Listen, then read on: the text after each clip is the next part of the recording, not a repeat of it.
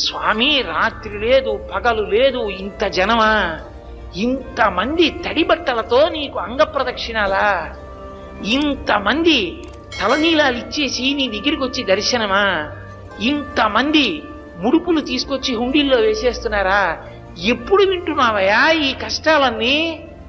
కళ్ళందుకే ఇలా నామాలు పెట్టేసుకుని నిద్రాముద్రాం నిఖిల జగతి రక్షణే జాగరూకం అని దక్షిణాయనంలో పడుకున్నవాడు ఆంతరంగంలోకి చూసినట్టు వచ్చే వాళ్ళ మనస్సులు చూస్తాడు. వ్యాసుడు అందుకే ఓ మాట అన్నాడు, వెంకటాచల క్షేత్రంలో వెంకటేశ్వర స్వామి వారి ముఖమండలం బహుప్రసన్నంగా ఉంటుంది.